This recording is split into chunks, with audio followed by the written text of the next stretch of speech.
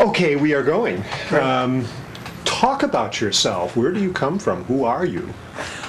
Well, I have been performing in the Bay Area in various capacities on the stage since about 1981. And the first job I had was at the Magic Theater. And then I went back to college for a while and concentrated primarily on dance, and among other things, but as a performer on dance.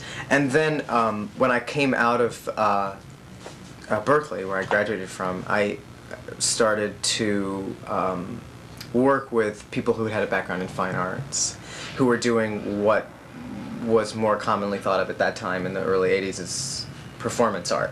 You know, a derivative of fine arts rather than really anything much to do with theater. Artists who wanted to make their paintings and sculptures come to life, sort of thing. And the woman I worked with then for a year or two was named Gina Wenkus, and she had an unusually theatrical bent for people of that ilk, and she glommed onto my dance and musical kind of background.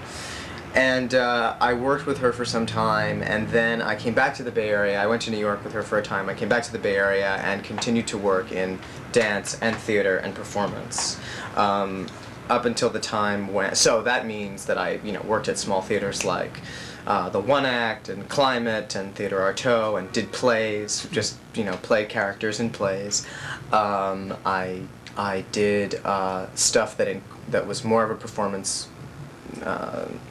Kind of work that incorporated music and dance and text. I worked with John O'Keefe on one of his more abstract pieces called Osiris, which was a performance for voices. Some of the pieces I wrote monologues for. So I was called upon through all this acting work to often give writing, give movement, give voice, give. No. I got a lot out of it too. But and then at the same time, I had trained in New York when I was young. I trained at Circle in the Square, which is an acting school, and I trained at the Alvin Ailey School of American Dance. So I had a very straightforward theater background, and so it was still very important to me to do roles in plays and such. And then I started doing more performance that I designed, that I picked material for, and I worked with a guy in New York named Jim Farmer, who's a composer, and I did a piece of his music at the 181 Club, which was for a group, but that I authored for the first time. It was the first big piece that I had authored, called Breakfast with My Girlfriend, and it was a club show. And following that, it just kept getting more and more diverse. I kept trying to do it all, do the plays and do the performance and make stuff. And I went to LA for a while and decided I really needed to make a go of it, try to do movies and stuff. And then I came back to San Francisco and said, no, I really want to make more of my own pieces. And I worked with a trio called Absolute Man Pussy for about a year. We were supposed to be together for 10 minutes, and it lasted for over a year. And out of that, I got much more interested in appropriating texts from other sources, and not necessarily worrying about whether I'd written it or not. And as the final performance with Absolute Man Pussy, I did a dramatic reading of the text that I'm presently using in Yes I Can, which is lifted from the autobiography of Sammy Davis Jr., Yes I Can. And at that juncture, I decided, gee, I think I'd like to make this into a musical.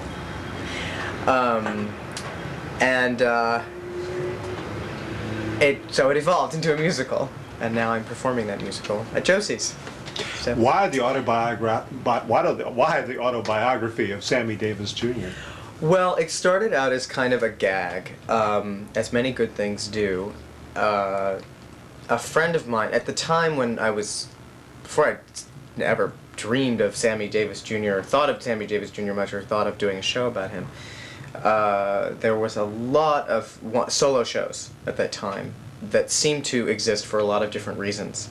Some of them were supposedly to impart something about a well-known, a biography kind of show. Some were a lot of solo autobiographical pieces were coming up where people would tell their own stories and make work out of their experience. And a friend of mine said, gave me the book Yes I Can, and said, well, everybody's doing these solo one-man things, from everything from, Julie Harris doing Emily Dickinson and the Belle of Amherst, or, Hal Linden doing Mark Twain on the road, to, of course, Spalding Gray and people who are well known for these kind of, a whole lot of people started doing solo work around this time. Some effective and some not, And my friend said, well, you should do Sammy. You're short, you're wiry, you got a lot of energy. You should do Sammy. I said, very funny. I'm not looking for a showcase. Thank you. But then I read the beginning of the book, and I thought it was an absolutely riveting story. And I thought to myself, well, this is very interesting. I'm very compelled by this. And really, isn't that kind of what it's about, of finding things that are really compelling to you, dramatically, emotionally? Aren't those the things that you should make work out of? In a sense, I guess I would say, I was maybe more compelled by Sammy Davis's story, the story that he tells as the prologue to his whole life. This story of the night that he was feeling mainstream acceptance for the first time, and then right after it had this horrible, disfiguring accident that changed his life and changed his outlook, and all of that rang very true to me for a lot of reasons. And so I thought, well, this isn't a gag. I think this is very compelling material, and that was really the root of it. Work with something that's compelling to you. So it really wasn't about paying homage to Sammy, or really even doing any kind of Sammy imitation. I have to say that a lot of some, I should say, not a lot, but some of the criticism that's come out about the piece centers on, it's Sammy, and then it's this gay character, because I do a straight telling of the script, and then I do it as an act, with a very flamboyant entertainer who is clearly not Sammy. But the first section should not necessarily be entirely interpreted. At least I hope it's not. I can only hope that it's clear that really neither of these characters are either me, Philip, or Sammy. They're both fiction to me, and fiction based on fact. So what in your own background, your life or sensibility made this compelling to you? Well, a couple of things. First of all, I found the descriptions of Sammy Davis as he walked through the casino, and how surprised he was that people would be nice to him, or that he could be out in white society and that it wouldn't be a disaster, that it just wouldn't be, or illegal. He is talking about a time when it wasn't so long ago that it was not legal for him to be where he was. The backdrop of the piece is actually a picture of him at age 3, white-faced or black-faced, so that he could be permitted to perform, so that he could appear to be a white performer who was black-faced. And that wasn't so long ago, and he's having to catch up. It's sort of like the civil rights movement is sort of starting, and he's having to kind of adjust. It's actually before the civil rights movement. It's really he's gaining mainstream acceptance because he's talented and he's a star and he's a great entertainer, and he's having to make a big adjustment. And it seemed to resonate in terms of what a lot of gay entertainers are going through now, sort of finding some mainstream acceptance. But it wasn't that long ago that out gay entertainers were really kind of in a similar situation. We loved the show, you were fabulous, but I don't really think you can sleep here. and you know, you need to go to the other side of the town and find a room. But be sure you're here tomorrow for the show because it's fabulous. You know, it's similar. It's felt like very similar terrain emotionally and historically. So that was very compelling to me. I was very compelled by the image of him that I hung as a backdrop in the show, this picture that is in the book of him. It seemed to be, he looks absolutely panicked, and he's made up to appear something that he's not. He's 3 years old. He's singing for his supper. It's a very desperate image, and it really made me think about camp and the whole phenomenon of certain elements of traditional gay entertainment, including female impersonation and lip syncing and such. The kind of emotional quality of, it's not enough to, you know, you don't want to sing, you want to be Liza, you want to be Judy. It's not that you want to, and that very desperate, you know, what made Judy Garland a gay icon, what made, you know, her daughter one, the emotional quality of that desperate yearning, that longing for love, acceptance, a lot of things that I think that, you know, gay culture is really growing out of now. So so part of it is looking back, and of course Sammy in his autobiography is looking back, and he's using this story not to say this is my life, but this is a story that's very key to my life. If you want to understand my life, let me tell you this story about what happened to me the night that I was really first feeling like I was making it, and then something devastatingly horrible happened. And, you know, and there are a lot of tangents off of that. I mean, things that I could relate to. Certainly I feel like gay culture right now feels as though things were going pretty good and then something awfully horrible happened. A lot of people a lot of entertainers, a lot of people who I respect in terms of influencing me as a performer have died.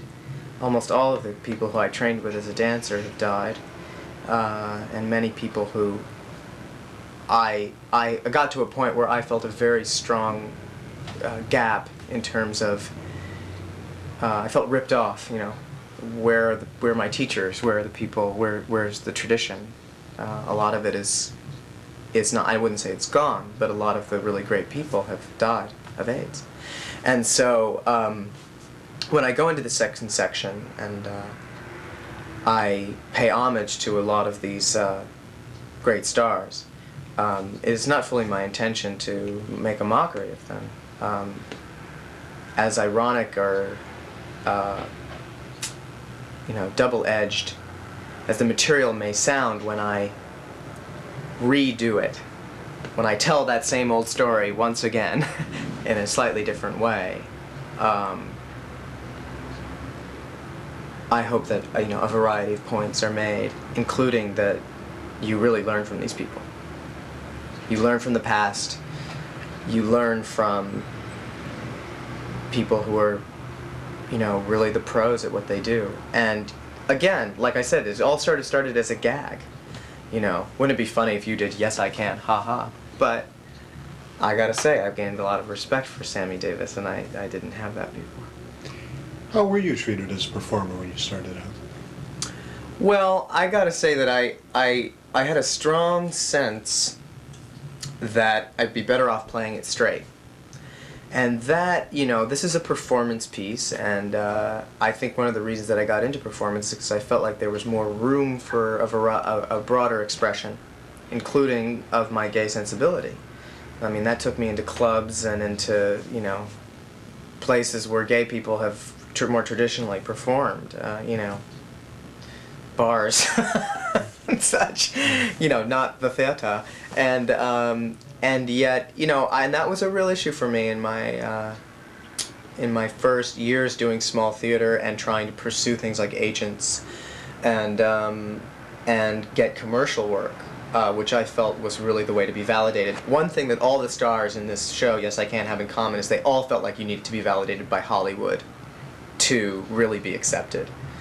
You know, Sammy, Frank, Judy, Liza, Diana, Michael, they've all they've all tried to get Oscar, they've all tried to do movies, they've all tried, Diana was desperate to do The Wiz so that she could, do what Judy had done. I mean, there's all this sort of intense yearning to be accepted by the commercial industry.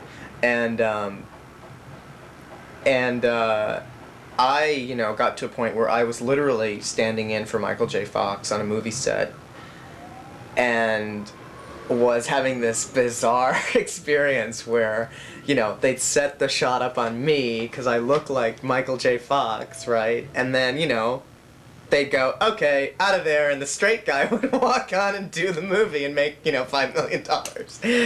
And so, now granted, I mean, he was a big star, I wasn't, but the fact was it got me to thinking that, wow, what do I think is going to happen here? That I'm going to be, I was keeping a lot of that gay stuff in the closet, inside.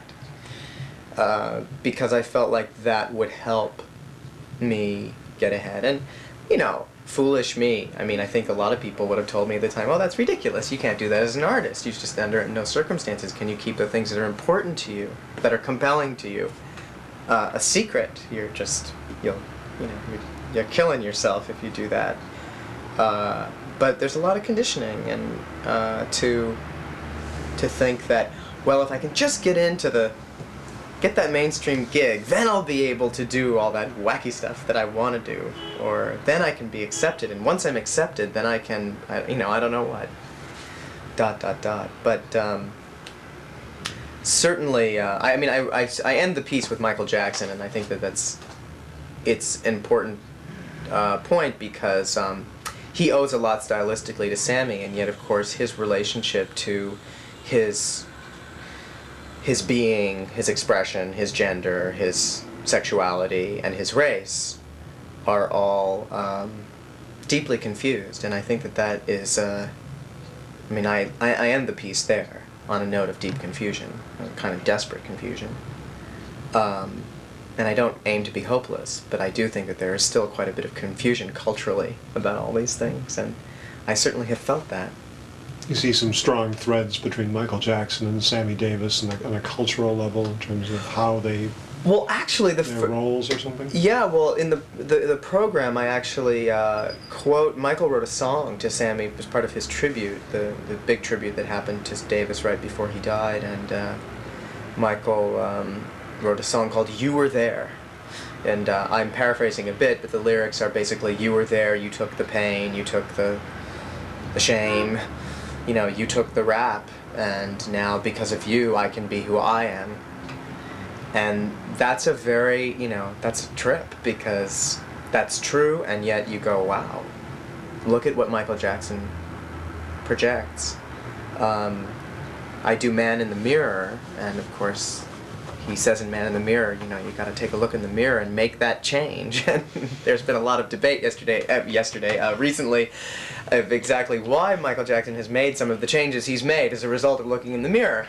But considering that Sammy Davis worked his whole life to be thought of as not a black entertainer, but as a great entertainer, and Michael Jakcson, who, stylistically, choreographically, in so many ways, is quoting Sammy constantly, and acknowledges that publicly. He is considered the greatest entertainer in the world now. And where is he at with it all? It's a little... Did you watch the TV special? Were you among the millions? I was indeed. I was there. And I was quite surprised, honestly. I was quite sure that he would be not as alienated as he was. I was very disturbed by how much more alienated he was than actually I thought he would be. But another thing is that all the people who I quote in the second section of the piece were all child entertainers too, and I was as well. I mean, I was a kid actor, and it's obvious that Michael's gone through an awful lot as a result of him being, on the stage at such a young age. And, there is something very odd emotionally about performing when, before you're an adolescent. How did you get to be a kid actor? Through sheer will and determination. On your part? On my part. Nobody said do it. I was a stage-struck kid. And I went to the National Ballet and said, I'll do it, whatever. I mean, and, sought out my first agent when I was about 12. So I wasn't thrown into it quite, but I was involved in it before adolescence, and cognizant of how it worked, and that it was a business, and that it was artifice, really, and interested in the artifice.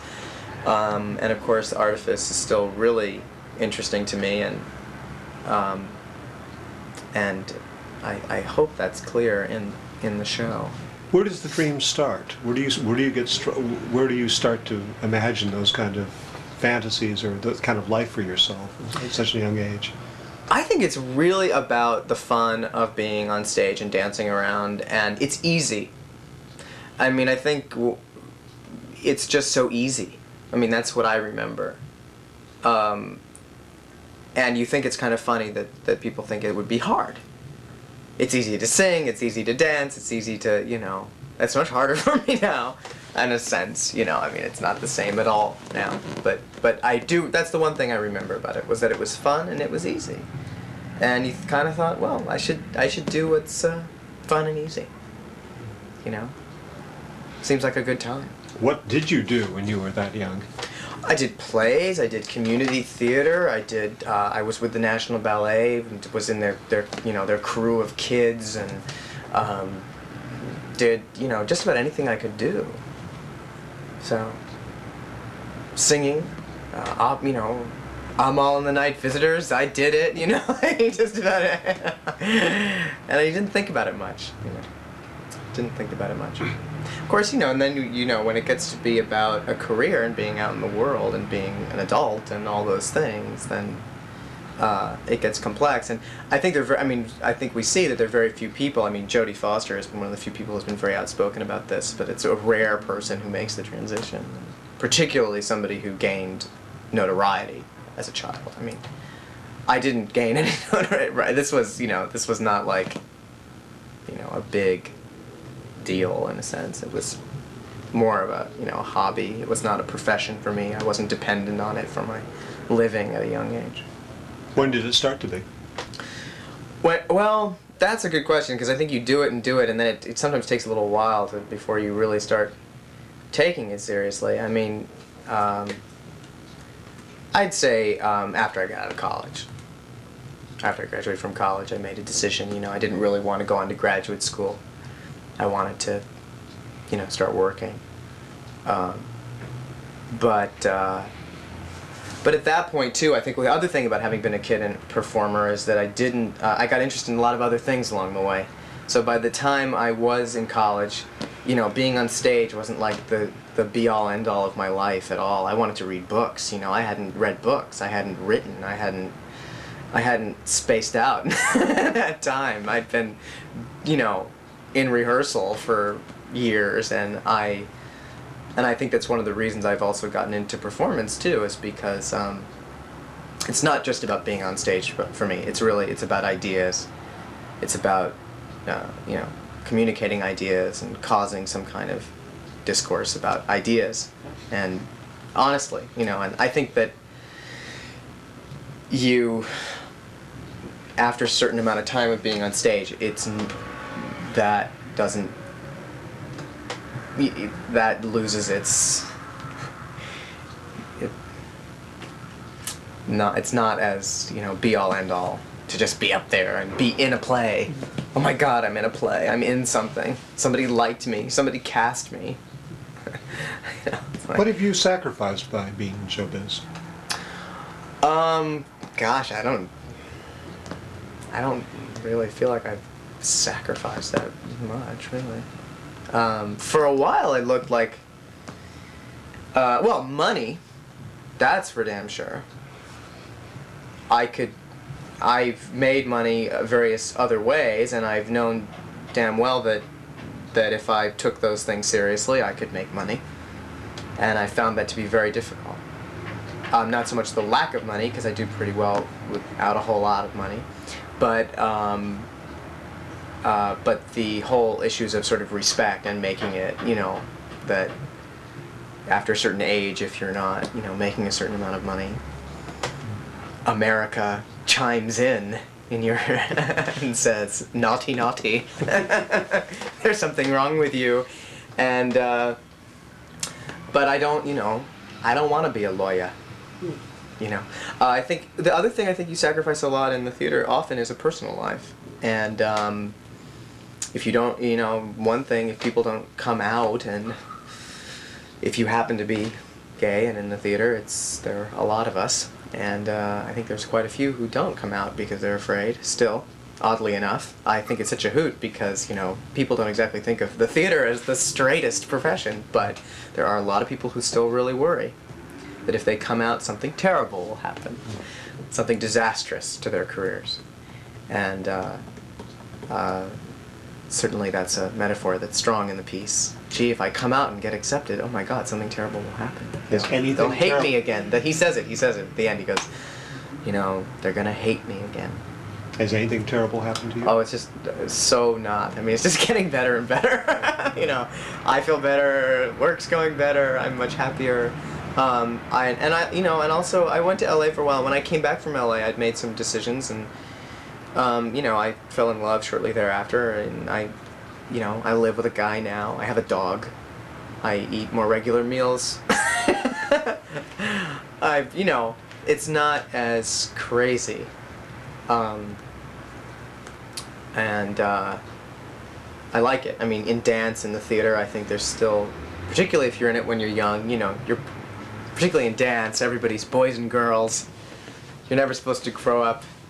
You're supposed to just be sort of on call and available, and you're not supposed to really have an adult life. And boy, I disagree. You know, gotta have a nice, rich life if you're gonna make anything. So where is it going for you? Where is the piece going? The life. The life? Mm-hmm. Well, I just want to keep making work, you know. That's the main thing. I mean, and to support myself as much as I possibly can at it, you know. That's a leap of faith. I mean, you just kind of have to make yourself appointed professional, I think, to a degree, and then see what comes your way. But I've been doing a little more choreography lately. I did some choreography for Dolls, which is playing on Broadway. I really like doing that. I like doing more I'd like to do more choreography. I'm working on a group piece now. I'd really like to work with a group again, not just do solo work. So look for that group piece coming up sometime later this year, I guess I'd say. And you know, I mean, I have an agent actually who I really like, who I think, you know, kind of gets me and gets what I do, and I'm happy to say, and I'm, you know, I did an equity show last year and finally got into the union. And, all that feels really good now, you know. That's nice. So I just want to keep working those things. What kind of reactions do people bring you after you've done this show? Well, you know, it's interesting. People, the main reaction that I get, that I guess I should say surprises me the most, is that people get very choked up. They you know, they cry, or they get very sad, and they say, "Wow, it's heavy, it's really heavy." Because for some audiences, particularly, there's also a lot of laughs. I mean, it can get on a very comic roll, but people also say, and I'm glad they do, that they see that I'm not just making fun, that's not the idea entirely of the camp section of the piece, to make fun of Sammy Davis or make fun of somebody's pain, or that they see the layers through the form of the piece. They see the various layers. They get the meanings. They make the connections. They find that exciting, and those tend to be the reactions that I get. Did you make a conscious effort so the piece would not be sentimental, or would not maybe be of a piece with some of the show business work of the 50s, the kind of feeling that we have of it being sort of on the surface? Yeah, I mean, the first section where I tell the story straightforwardly, I kind of make an effort to do an impression of that, and I don't mean that in a tongue-in-cheek way. I mean, to show that, to tell the story in its obvious horror, and that there is a real sadness that you feel for somebody who's going through something desperately painful. But yeah, I wanted to, certainly by the time the second section begins, definitely put a spin on, okay, wait a minute, this is not a showbiz biography. And with its sentimentality and everything else, this is not just a showbiz biography. It's not a stage version of a biopic. Right, exactly, and or an autobiopic. I gotta say, it's not a biography, and it's not my autobiography. And again, yeah, there's lots of things I relate to in it, but it's not my story. It's a historical story. A historical, hysterical story. Yeah. So yeah, I wanted people to understand both what it was and what it was not. And I think when you ask about how people react, my sense is that some people really get it, some people really don't. I think some people are really, at times get, angered by it, or go, what the hell is this guy doing? This is so weird. But that's cool, How does it feel when weirdness vibes come up to you on the stage? Weird. I gotta tell you, it's really weird. I had one house actually that it was really coming at me, and I just have to remember, it's not their fault. It's like, don't get mad at them. It's like, just try to make it clear and compassionate. I think that sometimes audiences tend to make the leap more readily than others. They kind of understand that it's about what's happening. It's about these songs. It's about what's being said, And if people can't make that leap, then yeah, they start to send up a lot of, what is your story, you weirdo? And it gets... Does that throw you at all?